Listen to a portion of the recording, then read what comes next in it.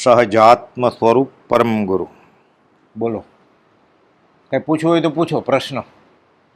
બ્રહ્મચારીજી તો ખબર હશે નામ તમને. આ નવા મુમુક્ષુ છે, આમ સાયન્સથી આવ્યા છે ઘાટકોપરમાં. પણ કુપાવદેવાળા તો જૂના જ પહેલેથી છે. બ્રહ્મચારીજી કહેતા કે જે બી પ્રશ્ન ઊભો થાય ને સપનામાં, એનો જવાબ આમાં હોય જ. કદાચ આમાં ન હોય તો વચનામૃત વિવેચન છે કે ઉપદેશામૃત છે. કદાચ એમાં ન હોય તો મોક્ષમાળાનું વિવેચન ને આત્મસિદ્ધનું વિવેચન પ્રભુશ્રીજીના નેજા હેઠળ બ્રહ્મચારી કર્યું છે. એમાં જવાબ મળી જ જાય. અને તોય ન મળે તો એ જવાબની આવશ્યકતા જ ન હોય આપણે, એટલે એમાં અટકવાનું નહીં. પછી બોલો, કાંઈ પૂછવું હોય તો પૂછો, નહીં તો કાંઈ એમ જ લઈએ પત્ર. કે કંઈ પૂછવું છે?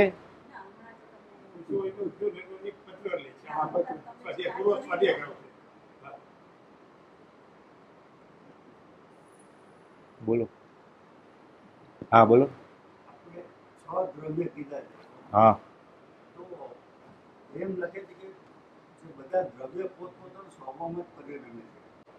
આત્મવિભાવમાં નથી જતો.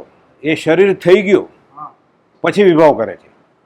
એટલે મૂળ સ્વભાવ આત્માનો સ્વભાવમાં રહેવાનો જ છે. શાસ્ત્રમાં એમ લખેલું છે. એટલે દ્રવ્યાનુયોગમાં કે કર્મમાં જેમ બરફનો સ્વભાવ ઠંડુ રહેવું, અગ્નિ અંગારાનો સ્વભાવ ગરમ રહેવું, એમ આત્માનો સ્વભાવ આત્મામાં જ રહેવાનો છે. એ ઉદીર્ણા કરીને લક્ષ્મણ રેખા ઓળંગીને બહાર ગયો વિભાવમાં, એટલે અનંત કર્મની વળગે. કુપાલદેવે સમજાવ્યું છે ઉપદેશાયમાં, ટોપી આત્મા. એટલે મૂળ તો દ્રવ્ય શાંત પોતામાં પરિણમે છે. પછી આપણે કહીએ ને થેપલા કરતા હોય દિવાળીમાં કે આ પ્રવાસમાં, ગળ્યા થેપલા ને ખારા થેપલા, એટલે ગોળનું પાણી અને મીઠાનું પાણી બનાવે ને ખારા થેપલાનું. હવે બધા તૈયાર લાવે છે એટલે આ ન ખબર હોય, દાખલો કે બીજા આપવા પડે.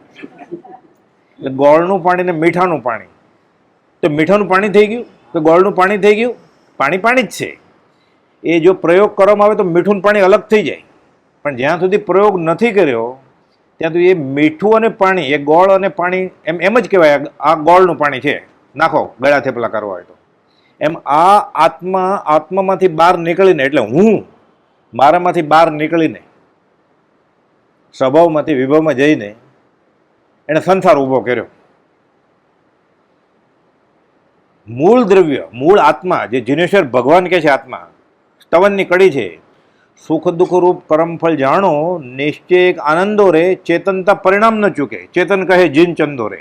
મૂળ આત્મા પરિણામ ચૂકે જ નહીં. આત્મામાં જ પરિણમે. તો આ પરિણામ ચૂક્યો છે તો એ શરીર થઈ ગયો છે. એટલે જીવનની ઉત્પત્તિ અને રોગ શોક દુઃખ મૃત્યુ દેહનો સ્વભાવ છે. જીવપદમાં જણાય છે. ક્યારથી? એવો જે અનાદિ એક રૂપનો મિથ્યાત્વ ભાવ જ્ઞાનીના વચન વડે દૂર થઈ જાય છે. એટલે હું જન્મું જ નહીં ક્યારે, હું ક્યારે મરું જ નહીં. પણ ના, એમ હોય કે હું જન્મું, હું મરું. પાછું એક ને એક વાત આવી જાય. આ વાત કરતા હોય ને એટલે આ હોશે એ અને એના ગુરુજી જન્મદિવસ ઉજવે જ ને, એટલે પૂર્ણ પ્રતીતિ છે કે હું જન્મું. એના હાલે હવાલે ઠેકાણે નથી. તો એટલે હજી આ બાળ મંદિરમાં જ નથી. એટલે ફરીને વાત પાછી ઉપદેશ બોધની જ આવી જાય. હવે એ જીવનની ઉત્પત્તિ અને રોગ શોક દુઃખ મૃત્યુ દેહનો સ્વભાવ જીવ પદમાં જણાય છે. એવો જે અનાદિ એકરૂપનો મિથ્યાત્વ ક્યારથી છે? અનાદિથી. એને સત્પુરુષ મળ્યા જ નથી. મળ્યા હોય તો એને ઓળખે નથી, એટલે ન જ મળ્યા, બરોબર ને? એવો અનાદિ એકરૂપનો મિથ્યાત્વ ભાવ જ્ઞાનીના વચન વડે દૂર થઈ જાય છે. એટલે શું? કે જીવ જન્મે નહીં, જીવ મરે નહીં. રોગ શોક દુઃખ એ દેહનો સ્વભાવ છે. એટલે બારમાં પરિણમવું. કેમ કે તમે શરીર છો, તમને મને થાય કેમ કે હું શરીર છું, તો કૃપાવદુને થાય એને ન એને મહાવીર સમયનું સાચું માન્યું કે તું શરીર નથી આત્મા છો, ને એ પ્રમાણે વર્ત્યા. તો આપણે એ પ્રમાણે વર્તતા નથી. આપણે ગાયે ખરા, હું દેહાદિ સ્વરૂપ નથી, દેહ સ્ત્રી પુત્રાદિ મારા નથી. પણ ડીપી જોઈએ તો ખભે હાથ મૂકીને હોય, કોઈ લઈ જવાનો હોય એમ, એની પત્નીને પેલા ડીપી કાઢી નાખવું પડે ને. એટલે આચરણમાં જ નથી આવતું આનું એક એક વસ્તુમાં. હવે દેહ સ્ત્રી પુત્રાદિ મારા નથી તો જન્મદિવસ કેમ ઉજવાય? શુદ્ધ ચેતન અવિનાશી હું આત્મા છું. એટલે ફરીને પહેલા ઉપદેશ બોધ. જો આત્મા મરતો ન હોય ને જન્મતો ન હોય તો જન્મદિવસમાં કેમ જવાય? અનંતકાળથી આથડ્યો ન મળ્યા ગુરુ શુદ્ધ સંત, દુષમ કાળે તું મળ્યો રાજ નામ ભગવાન. એ માનતો નથી. તો તીર્થંકરના સંબોધનમાં હજુ ગયો હતો ત્યારે તીર્થંકર આ જ વાત કરતા હતા કે તું શરીર નહીં આત્મા છો, અજન્મા છો. અજ એટલે જન્મે નહીં, અજર એટલે બૂઢો ન થાય, અમર એટલે મરે નહીં. આપણે કહીએ ને અજરામર. આ આપણે કહીએ ને જોક ઓફ ધ ડે, આ જોક ઓફ ધ કાળ ચક્ર છે. આ અનંતકાળથી આ જોક પોતે પોતાની મજાક કરે છે. જીવ ખૂની છે, માનતો નથી જ્ઞાનીનું.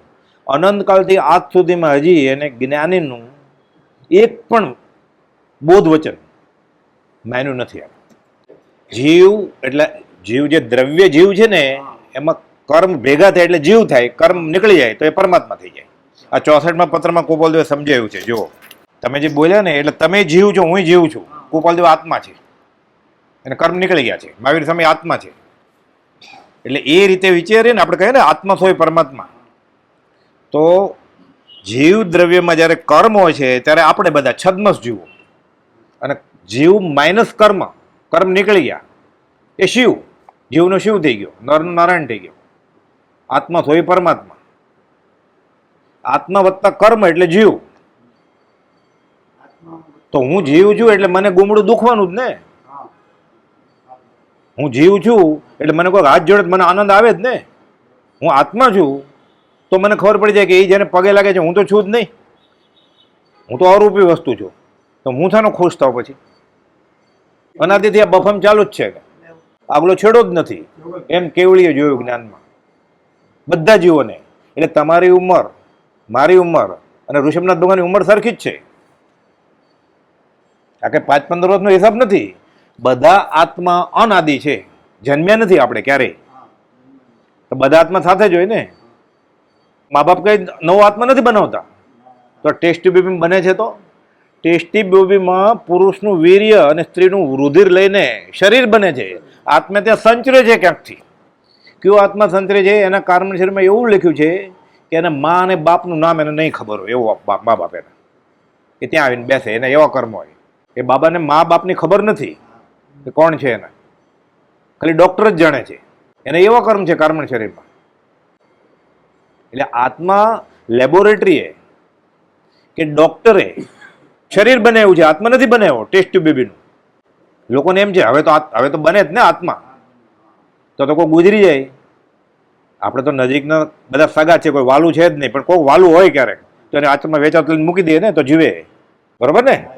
તો મા બાપ છોકરાનું શરીર બનાવે છે, આત્મા નહીં. તો આપણા મા બાપ જે હતા એનું શરીર એના મા બાપે બનાવેલું. આત્મા ક્યાંક હતો ત્યાં સંચરીને આવ્યો ગર્ભમાં. એક પણ જીવ અનાદિકાળથી આજ સુધીમાં કરોડાનું કરોડી કાળચક્ર વયા ગયા, નવો બને જ નહીં. એક પણ જળનું પરમાણુ નવું બને જ નહીં. છે એટલું છે, નથી એટલું નથી. ગીતામાં અર્જુનને શ્રી કૃષ્ણ આમ કહે છે કે હોય તેનો નાશ નહીં, નહીં તે નહીં હોય, એક સમય તે સૌ સમય ભેદ અવસ્થા જોઈ. આ કુપોલદેવે ભાષાંતર કર્યું. મૂળ શ્લોક આ છે, નાસતો વિદ્યતે ભાવો ના ભાવો વિદ્યતે સત. નથી એ નથી. એટલે નવો જીવ ક્યારે ઉત્પન્ન ન થાય. ગમે એટલા લગ્ન કરે ને ગમે એટલા પરણે તોય, અને ગમે એટલા મરી જાય, ગમે એટલા કોરોના થાય, એ કોઈ જીવ મરી ન જાય. તો મરી જે દેખાણા તો બધા લાખોની સંખ્યામાં એ શરીર મરી ગયા. પર્યાય ભેદ અવસ્થા જોઈ. આ 14 રાત લોક પેટી પેક છે, બોક્સ છે, તાળું દીધેલું. ધર્માસ્તિકા અને અધર્માસ્તિકાની લિમિટ, લોકની બોર્ડર છે. એક પણ પરમાણુ ટાંચણીના માથાનો અસંખ્યાતનો ભાગ ઘટે કે વધે નહીં. કોઈ જન્મે નહીં, કોઈ મરે નહીં. આ સમજાઈ જાય પછી કોઈ જન્મે તો એને આનંદ આવે, પછી નાચે મીણબત્તીને કેક લઈને. પ્રવેશ નથી થતો. હા, બારે નથી જતું. બરોબર છે. કર્મગ્રંથમાં લખેલું છે. તમે પૂછો એનો પ્રશ્ન. કુપોલદેવે 82મી ગાથામાં સમજાવ્યું છે આત્મસિદ્ધિની કે ભાવ કર્મની જ કલ્પના માટે ચેતનરૂપ જીવવીરની સ્ફૂર્ણા ગ્રહણ કરે જળધૂપ.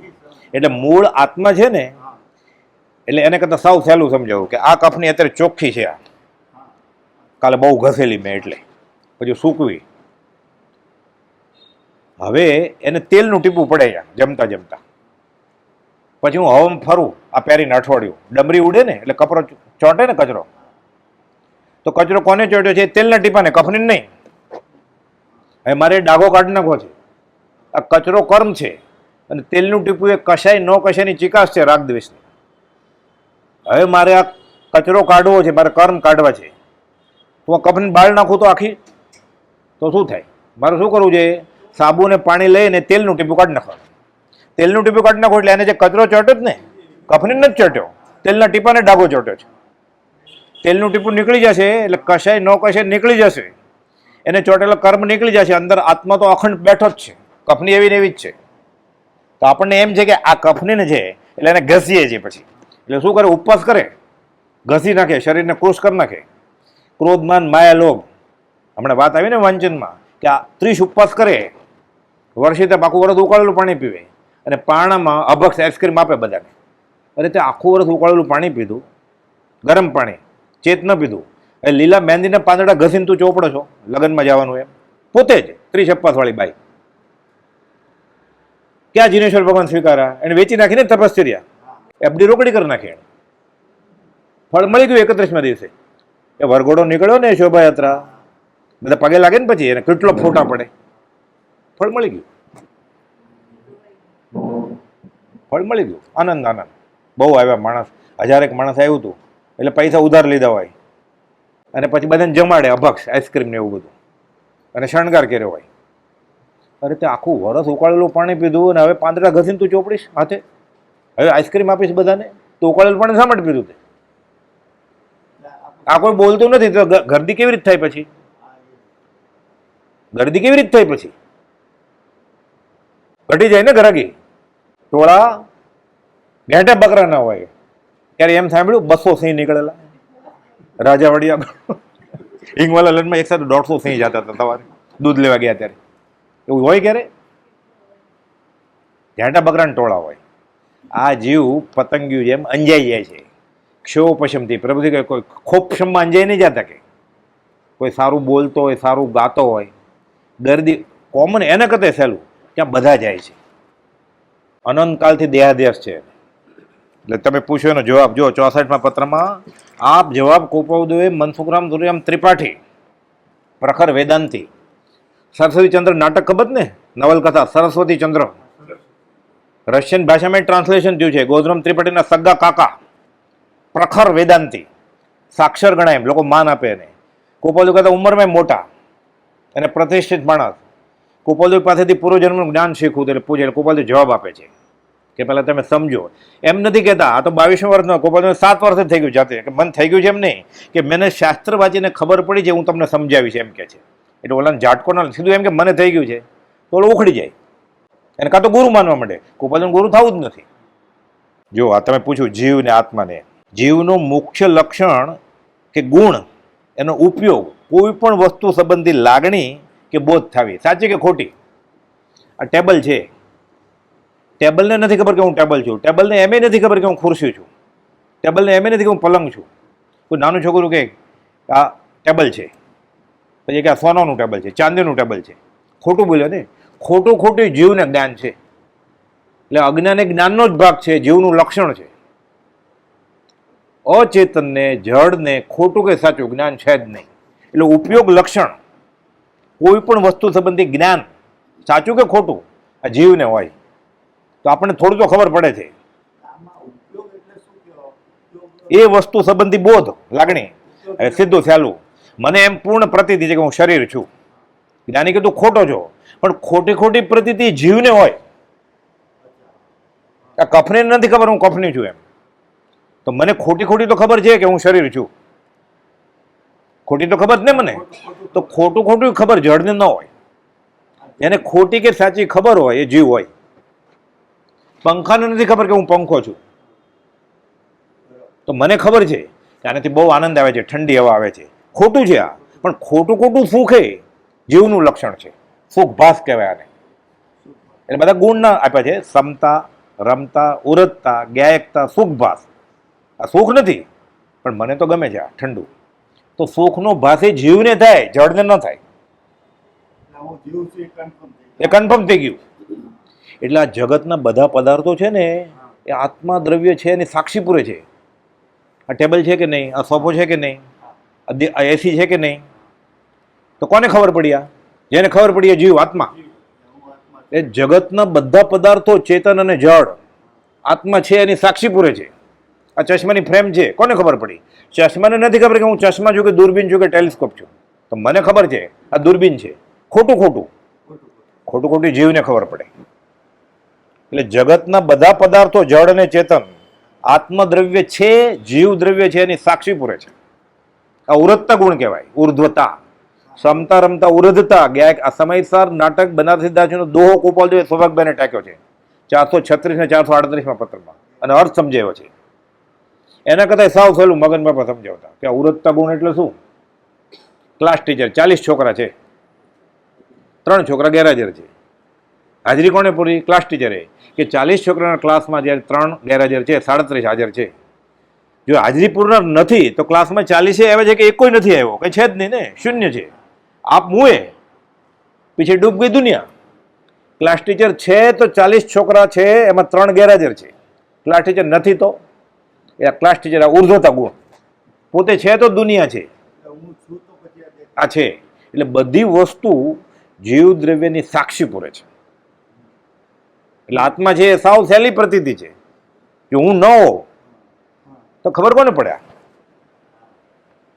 એટલે હું છું એ તો નક્કી. હવે એમાં બફમ આપણું અજ્ઞાન છે એટલે કે હું આ છું. તો ખોટું ખોટું જીવ દ્રવ્યને આ ઉપયોગ લક્ષણ. આજે આનંદ આવ્યો, ઠંડુ દૂધ પીધું, એ સુખનો ભાસ થયો ને. ખોટો ખોટો આનંદ એ આત્માને થાય, જીવને થાય. જળને તપેલી નથી ખબર. સાકર નાખીએ તો ડબ્બો ઉછળે નહીં કે બહુ આનંદ આવ્યો. આપણે ઉછળીએ, જીભ ચાટીએ કે આજ મજા આવી, ગળ્યું ગળ્યું છે. જેને સાચો કે ખોટો આનંદ આવે આ જીવ. એટલે જો કોઈ પણ વસ્તુ સંબંધી લાગણી, બોધ કે જ્ઞાન આ જીવનું લક્ષણ છે. જીવ કોને કહેવાય? જેને કોઈ પણ વસ્તુ સંબંધી લાગણી થતી હોય, બોધ થતી હોય કે સાચું ખોટું જ્ઞાન થતું હોય, એમ જીવ. તો મને થાય છે કે હું શરીર છું, ખોટું ખોટું, પણ ખોટું ખોટું થયું ને. એટલે હું જીવ છું એ તો નક્કી થઈ ગયું. એટલે હું જડ નથી એ નક્કી થઈ ગયું. હવે જ્ઞાનીનું માનીશ તો હું જીવમાંથી શિવ થઈ જાય છે. હવે તો સાવ સહેલું છે, આટલું નક્કી થઈ ગયું. એ જીવ અને પૂતગલનો ભેદ નક્કી થઈ જાય એટલે અધ્યાત્મનું ઘણી બધી મુસાફરી આગળ પૂરી થઈ ગઈ. પછી જ્ઞાની કહે છે કે તું દેહ આદિ સ્વરૂપ નથી, આ મનાતું નથી આપણે. તો કાંઈ નહીં, એને કહ્યું એ માનશું હમણાં, એટલે મનાશે પછી. હવે જો કોઈ પણ વસ્તુ સંબંધી લાગણી, બોધ કે જ્ઞાન આ જીવનો લક્ષણ છે. અશુદ્ધ અને અપૂર્ણ ઉપયોગ જેનો રહ્યો છે, તમારો અને મારો, આને જીવ કહેવાય વ્યવહારની અપેક્ષાએ. પણ આત્મા સ્વસ્વરૂપે તો પરમાત્મા છે, તમે કહું એમ સર્વજીવ છે સિદ્ધસમ. પણ આપણે સમજ્યા નથી. જે સમજે એ થાય.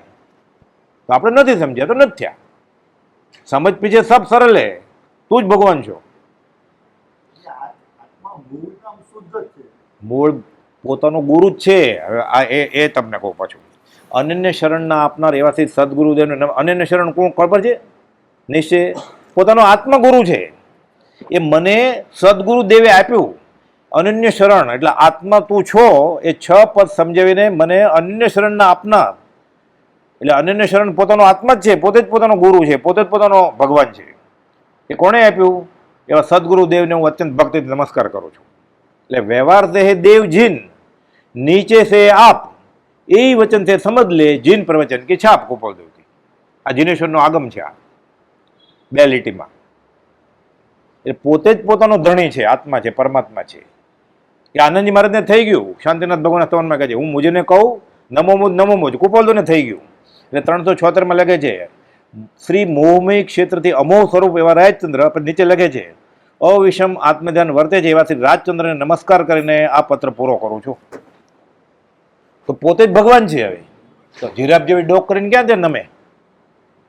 પોતે શુદ્ધ આત્મા છે તો અનંત 24 એ શુદ્ધ આત્મા છે. તો એ પોતે પોતાને નમસ્કાર કર્યા શુદ્ધ આત્માને, એટલે અનંત 24 આવી જ ગઈ ને એમાં. એટલે ગોપાલદેવ ભગવાન થઈ ગયા. એટલે લખ્યું હું પરમાત્મા છું. ઓમ શ્રી મહાવીર લેખિતનમાં લખ્યું. એમાં લખ્યું હે નાથ, આકાશી ભગવાનને કહે છે તું પ્રસન્ન થાય છે મારી ઉપર, તુષ્ટમન થઈને અમને શું આપીશ? તારી આગળ છે, મારી આગળ છે. એટલે મહાવીર સ્વામી પ્રસન્ન થયા. ગોપાલદેવ માગ, તો મારે કાંઈ નથી જોતું, તમારી આગળ છે એ બધું મારી આગળ છે, તમે શું આપવાના મને? અભિમાન નથી કર્યું. લખ્યું આ પરમાત્માપણાનું અભિમાન નહીં, પણ આ નિષ્કારણ કરુણાશીલતાથી અમારું હૃદય રડે છે આ દુષ્મકાળના દુર્ભાગ્ય જીવને જોઈને કે હું અહીંયા ઊભો છું ને આકાશમાં ભગવાન ગોતે છે. એ કે અહીંયા જીવ તો મહાવીર ઊભો છે ને મહાવીર સ્વામી કે છે પાયધુનીમાં ઊભા છે બીજે માળે, 1, 2, 3, 4 મહાવીર સ્વામી કા જય જયકાર. ચૈત્રવદ 13 દિવસે મહાવીર જયંતિ દિવસે પત્ર લખ્યો ગોપાલ દેવે. એ દુષ્મકાળના દુર્ભાગ્ય જુઓ. નવા કપડા પહેરીને ક્યાં નાચો છો કે અહીંયા ભગવાન ઉભો છે ને ક્યાં ગોતશો ભગવાનને? દૂર વયા જાય છે નતતા નતતા. પછી જમવાને પછી આવે પછી સુઈ જાય ને. હવે ક્યારે આવશે પાછા? અપુનરાવૃત્તિ. એટલે પોકાર કરે કે ઉભા રહ્યો અહીંયા. લખે જ નીચે 9 વાર એમાં લખ્યું છે હું ભગવાન છું. નીચે લખ્યું ઓમ શ્રી મહાવીર. પછી લખ્યું આ કાળનો જીવ જીરવી નહીં શકે એટલે લખીને અંગત. આ જો આગળ વ્યવહારની અપેક્ષાએ આપણે બધા જીવ સ્વ સ્વરૂપે પરમાત્મા છે, પણ જ્યાં સુધી સ્વ સ્વરૂપ યથાર્થ સમજ્યું નથી હું ને તમે, ત્યાં સુધી આપણે શિવ નથી, પરમાત્મા નથી, આપણે જીવ જ છીએ. આપણે જીવ છીએ તો એની ઉત્પત્તિ થાય એટલે હું જન્મ્યો. એટલે દેહાદ્યાસ હોય એને જન્મદિવસ ઉજવવાનો. જેને જ્ઞાનીની વાત સાચી ન લાગતી હોય એને જન્મદિવસ ઉજવવાનો. નાચો કૂદો. જીવનની ઉત્પત્તિ અને રોગ શોક દુઃખ મૃત્યુ દેહનો સ્વભાવ જીવ પદમાં જણાય છે. આખું પદ છે એટલે તમારો જવાબ આવી જશે. શુદ્ધ અને સંપૂર્ણ યથાર્થ ઉપયોગ જેને રહ્યો છે તે પરમાત્મા દશાને પ્રાપ્ત થયેલો આત્મા ગણાય. તો આપણે શુદ્ધ ઉપયોગ નથી અને સંપૂર્ણ નથી, આપણે અશુદ્ધ અને અપૂર્ણ ઉપયોગ છે. એટલે આપણે જીવ છીએ જેને શુદ્ધ અને સંપૂર્ણ ઉપયોગ છે અને પરમાત્મા દશાને પ્રાપ્ત થયેલો આત્મા ગણાય. એ આત્મા જીવમાંથી શિવ થઈ ગયો, પરમાત્મા થઈ ગયો.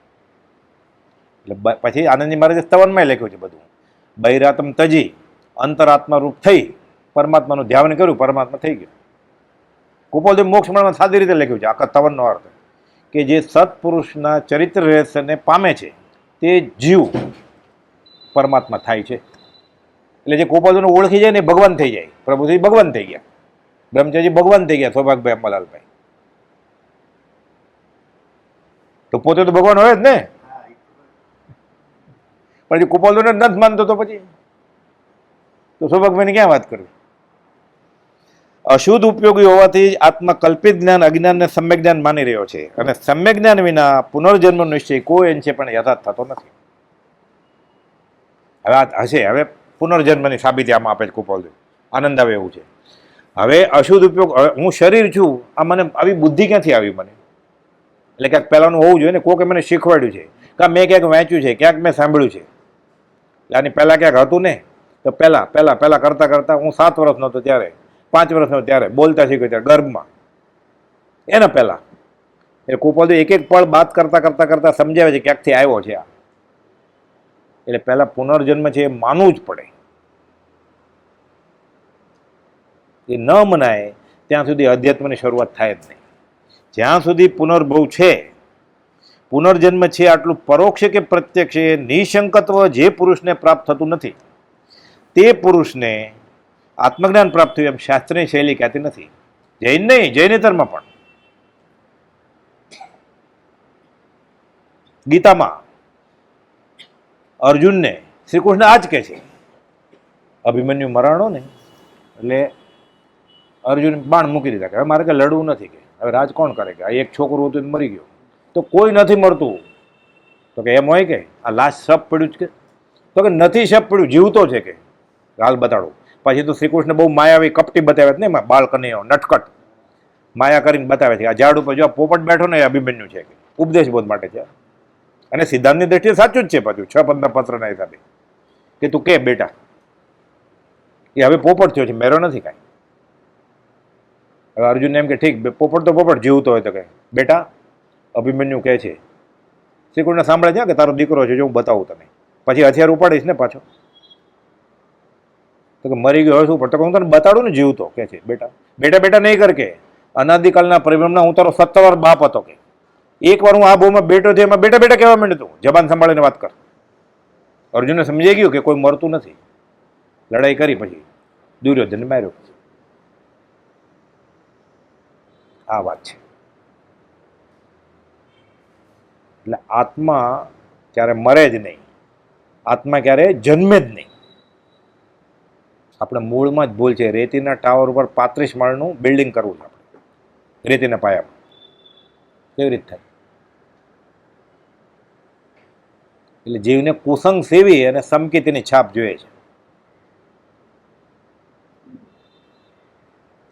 જો સાંભળો, એટલે જ આ પુનર્જન્મ છે આટલું પરોક્ષે પ્રત્યક્ષે નિઃશંકત્વ જે પુરુષને પ્રાપ્ત થયું નથી. આ પુનર્જન્મ છે એટલે આત્મા છે ને તો નિત્ય હોય ને.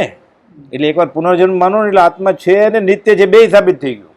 એટલે અધ્યાત્મ 99% કામ થઈ ગયું. કરેલા કર્મ ભોગવવા પડે તો મને ખબર છે. આપણે કેળાની છાલ ઉપર પગ પડીએ, ચૂલામાં આંગળી નાખી દાજીએ, કરતા ભોગતા તો ખબર જ છે બધાને. મોક્ષ ન જોતો હોય તોય કરતા ભોગતા તો બધાને ખબર જ છે ને કે આંખ બંધ કરીને ડ્રાઇવિંગ કરીએ શું થાય. એટલે કરતા ભોગતા તો એના માટે શાસ્ત્ર વાંચવાની જરૂર નથી. કરતા ભોગતા માટે હવે જેને છૂટવું છે કે આત્મા નિત્ય છે, પહેલાં આવો મારે દુઃખી નથી થવું, એ મોક્ષનો ઉપાય માગશે જ્ઞાની આગળ તો એને મોક્ષ મળશે. ત્યાં સુધી રખડ્યા કરશે. સમજ્યા તે સમાઈ ગયા. 651 લખ્યું ને કુપાલદેવ. આપણે નથી સમજ્યા, સૌભાગભાઈ સમજી ગયા, પ્રભુજી સમજી ગયા. આપણે સમજી ગયા એટલે આપણે માનવા જ તૈયાર નથી. સમજીએ ક્યાંથી? એટલે માનવું પડે પહેલાં, ને સમજાય કેવી રીતે? સ્કૂલમાં આપણને શીખવાડ્યું કે 1 ને 1 2 થાય, ત્યારે આપણે પૂછ્યું નહીં કે 3 કેમ નહીં? પૂછેલું તમે? મેં તો નહોતું પૂછ્યું. 1 ને 1 2 થાય, 3 કેમ નહીં? અહીંયા પૂછે છે કે ના બતાવો તો આત્મા, પછી માનું. તારો બાપો પ્રભુજી કે આત્મા અવરૂપી નિરંજન નિરાકાર આત્મા બોકડા જેવડો થયો, ગાય ભેંસ જેવડો થયો, હાથી જેવડો, તોય નથી માનતા. ખાઈ જાય ને વાડીને. આત્મા બતાવો, પછી અમે હિંસા નહીં કરીએ એની. પછી અમે ઉકાળેલું પાણી પીશું. આત્મા બતાવો પહેલા ફ્રીજમાં. અરે આત્મા હાથી જેવડો થઈ ગયો તોય નથી મનાતો. ગાયમાં જીવ છે એ તો ખબર જ નહીં આપણને. આપણી જેમ હસે છે, રડે છે, લોહી છે, મૂતરે છે, સંડાસ કરે છે, ભાંભરે છે, વાછોડું લઈ જાય તો એને સેક્સ છે, બધું છે. આપણી જેમ જ છે ને બધું. આપણે એને દૂધ લઈ લઈએ છીએ, આપણે એને ધવડાવતા નથી કોઈ વાછરડાને, એટલો ફરક. એટલે 14 રાજલોકમાં સૌથી 72માં 72 પ્રાણીની જાત હોય તો મનુષ્ય જાતિ છે. કોઈ વાછરડાને ધવડાવ્યું કોઈ બાએ? કેટલે ગાય ભેંસનું દૂધ લઈ લીધું? એટલે આ જ્ઞાનનું નહીં માને ને તો સૌથી 72માં 72 છે આ જીવ. અરૂપી આત્મા બોકડા જેવડો થયો, ગાય ભેંસ જેવડો થયો તોય નથી મનાતો. તો એકેન્દ્રના જીવ કેવળે જોયા છે કાચા પાણીમાં, ક્યાંથી મનાશે? એટલે પહેલા એને કહ્યું છે કરશે. ત્યાગ વિરાગના ચિત્તમાં થાય ને તેને જ્ઞાન. એટલે પહેલા એ કરવું પડશે. મન મારીને કરવું પડશે કે મને આ ગળે ઉતરતું નથી, હમણાં હું માની લઉં છું. તમારે આગળ ઉપર બધું સમજાશે. પહેલા આત્મ બતાવો, પછી હું આ બધું માનીશ. કે પહેલા છોકરું બતાવો, પછી લગ્ન કરવું. અરે તું પરણ, તારા જોગ હશે તો કોઈ મળશે તારા જેવી, નહીં તો મળશે જ નહીં. પછી પાછું ક્યાંક એવું હશે કમ નસીબ તો સંતાન થશે, નહીં તો પુણ્યશાળી હશે તો વાંજો રહી જશે. પણ માગણાવાળા હશે તો છોકરું થશે 2-5 વર્ષે 10 વર્ષે માનતા માનીશ. પછી તો કે ના પહેલાં છોકરું બતાવો તો લગ્ન કરું, પહેલાં આત્મા બતાવો તો અધ્યાત્મમાં પ્રવેશ કરું. અને એવા લક્ષણ છે. તહત્તી કરવું પડે. ત્યાં સુધી પ્રભુજી કહેતા ને આમાં લખ્યું છે જ્ઞાની પૂર્વ ને પશ્ચિમ કે તોય માનવું પડે. તો આ એવું કરે છે તહત્તી અસદગુરુ આગળ જઈને. તમે કહો મંજૂર. પછી 5-15 દિવસ 5-15 વર્ષ થાય, પછી બહુ મોડું થઈ ગયું, ખાલી થઈને આવે જ પાછો. પછી લૂંટાઈ જાય, પછી બધું ખાલી થઈ જાય. પછી પહેલાં ગયો હોય તો ભરેલા ખીચા હોય ને, એટલે પહેલી લાઈનમાં બેસવા મળે, પછી ખીચા ખંખેરી નાખ્યા હોય. અખાજી કહે છે ગુરુ કર્યા મેં ગોરખનાથ, ગરડો બળદ ને ગાલીનાથ, ધન હરે પણ ધોખો ન હરે, આવા ગુરુથી શું સરે. અખાજી પોતાનો અનુભવ કહે છે, પોતે જ માર્ગાનુસારી કુપાલદેવ વખાણ્યા છે. આત્મજ્ઞાન થઈ ગયેલું અથવા થશે, માર્ગે તો ચડી જ ગયા હતા કુપાલદેવ કહે છે. બહુ પૈસા હતા એટલે જાત્રાએ નીકળ્યા. ગોરખનાથ ગુરુ મળ્યા, પૈસા બહુ હતા એટલે ઉતારો આપ્યો ધર્મશાળામાં. આવો હતો, સરાભરા કરી, બધું ધર્મની ચર્ચા કરી. ઓર આગે ગયા, વૈરાગ બહુ હતો એટલે હિમાલય ગળવો હોય તો કેવી રીતે ગળાય એમ કરી હિમાલય ગયા. બધું ખાલી થઈ ગયું. કેટલુંક લઈ ગયા પૈસા, જોડી રહી ખાલી, ઉગાડે પગે પાછા આવ્યા. પછી તો વાળ કાપવાના પૈસા નહીં, એટલે લાંબા વાળ ને જટા ને બધું પાછા આવ્યા. ગુરુનાથ કે જગ્યા નથી આશ્રમમાં. ઘણા બધા આત્માર્થી બધા મોક્ષ ગામે આવી ગયા છે. પૈસા નહોતા, હવે જગ્યા મળે. ગુરુ કે રમે ગોરખનાથ, ગરડો બળદ ને ગાલીનાથ, ધન હરે. પૈસા લઈ લીધા હતા પહેલા, હવે રિટર્નમાં. હવે કે આની આગળ કઈ છે નહીં, આને કોણ બોલાવે? પૈસા હોય તો આવો અહીંયા, નહીં તો આવતા જ નહીં. આવા ગુરુથી શું સરે? અત્યારે આ કરામત ચાલે છે. આ બધું કાળા નારાની કરામત ચાલે છે અત્યારે. અધ્યાત્મ ક્યાં? કોઈ સત્પુરુષે પૂછ્યું? કોઈ કરોડનું દાન જેવા જાય તો કે પૈસા ક્યાંથી લાવ્યો, એમ કેવી રીતે કમાણો એમ પૂછે જ? સત્પુરુષ પૂછે પહેલા તોય આત્મજ્ઞાની હોય કે મારે 5 કરોડ દાનમાં આપવા છે, એટલે સત્પુરુષ પૂછે ક્યાંથી લાવ્યો આ પૈસા, તોય આત્મજ્ઞાની હોય.